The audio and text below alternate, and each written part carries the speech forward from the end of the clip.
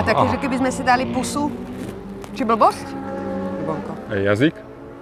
Bez jazyka. Bez jazyka? Dobre, ja si to chcem len upresniť dopredu, aby neboli potom nejaké one.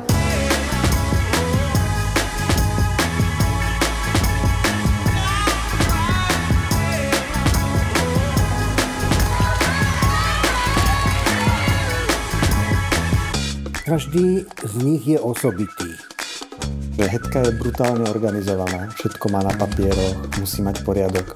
Však aj teraz ráno ešte skoro chcela umývať riad vo svadobných šatách, proste to je Hetka.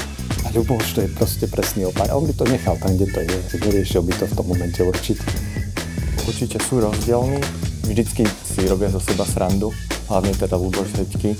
O tebe vypovedá serióznosť, múdrosť, rozhľad a o mne vypovedá to, že som šaško.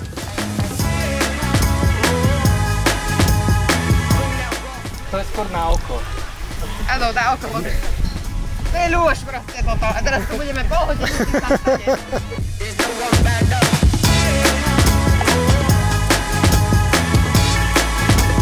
To je kráľ trtov.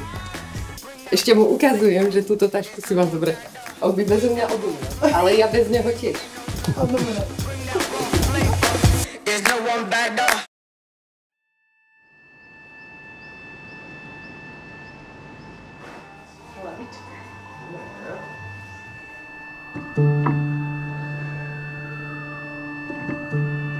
Pamätám si, keď za mňou prišla z ringu a videla som to na nej. To človek vidí, že keď je zaľúbený čerstvo, keď stretne niekoho takého.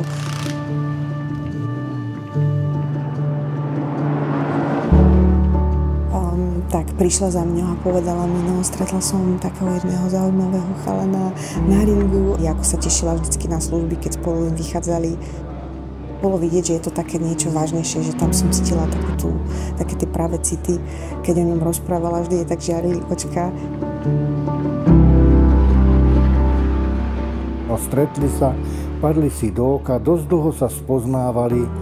Boli medzi nimi aj také drobné, by som povedal, nezrovnalosti. Tým, že Hetka je taký pedant, tak Ľubošovi to nie vždycky voňalo.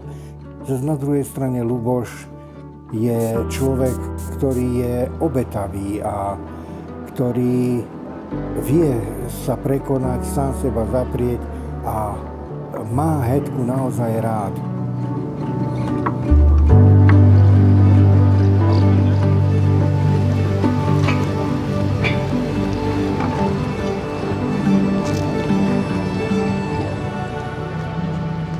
When we were younger,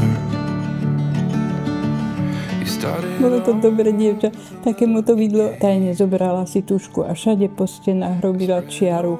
Všade. Myslela si, že my to nevidíme. Ale ináč bola zlatá. Poslušná trošku, takedy taká zdúta, ale sme to vedeli, že je taká, tak sme ju tolerovali. Mali sme ju veľmi, veľmi radi. Musím začať tým, ako som sa narodil a práve ona ma chcela spláchnuť do záchoda spolu s mojou sestrou druhou, ale nakoniec si to rozmyslela, asi som urobil dobrý dojem.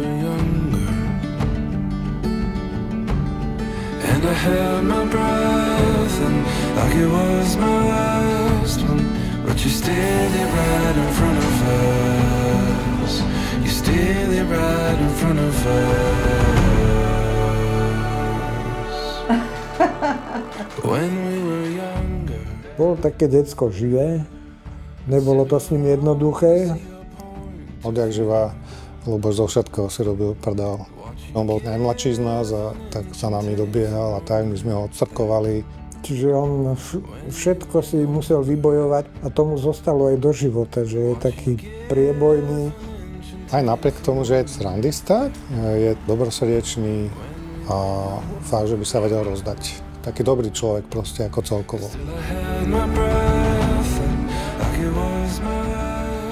Hetka je pracovitá, precízna, usilovná. Za mňa je akože brutálne inteligentná. Ona podľa mňa, to je ako chodiaca encyklopédia, podľa mňa ona si to o sebe ani nemyslí a možno to ani nevie. Čo si zaumieni, tak to dosiahne. Od malička, ako si pamätám, tak chcela byť lekárkou, chcela študovať medicínu. Aj to dosiahla. Takže je to výnimočná žena a som rád, že je to moja sestra.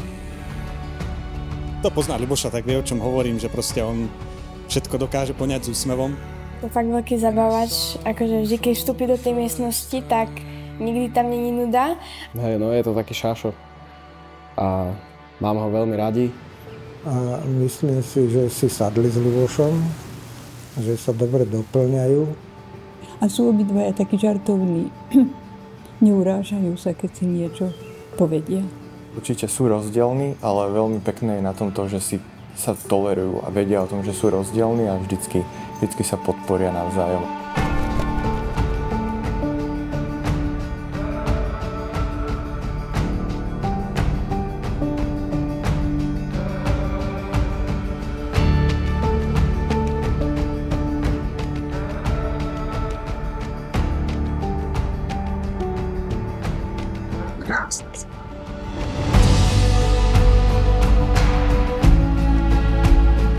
Ľuboš, beriete si Hedvigu za svoju manželku?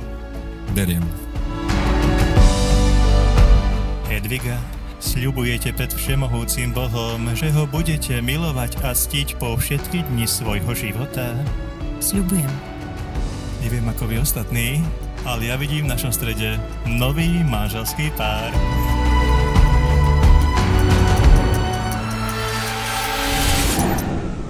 My sme s Ľudskou vám nachystali darček, ktorý zachytáva najdôležitejší moment tohto dňa a dúfam, že nech sa stane čokoľvek vo vašom živote, budete mať akýkoľvek problém, tak keď sa pozriete na to, čo vám dám, tak vám bude lepšie a spomeniete si na to, že prečo ste sa zobrali, prečo ste urobili to, čo ste urobili a prečo dnešok je vlastne dneškom.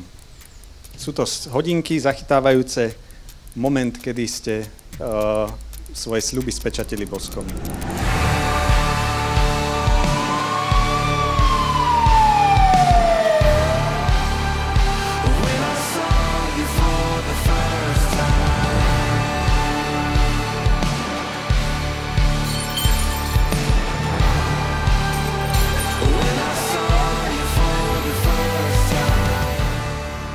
No takže, ako sa hovorí, najlepšie nakoniec.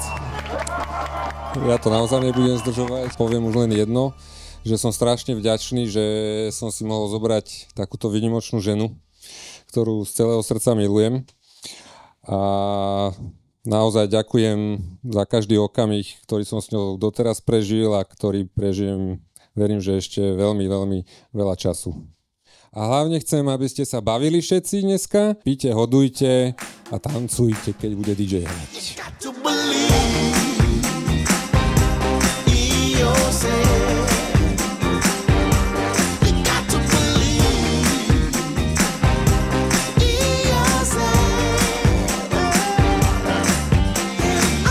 Veľmi vám to prajem, fakt sa k sebe hodíte, ste super.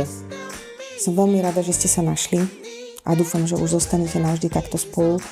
Ja osobne vám neželám nič iné, len veľa zdravia a aby ste boli spokojní. Lebo keď je človek spokojný, to znamená, že nič mu nechýba. You got to believe in yourself.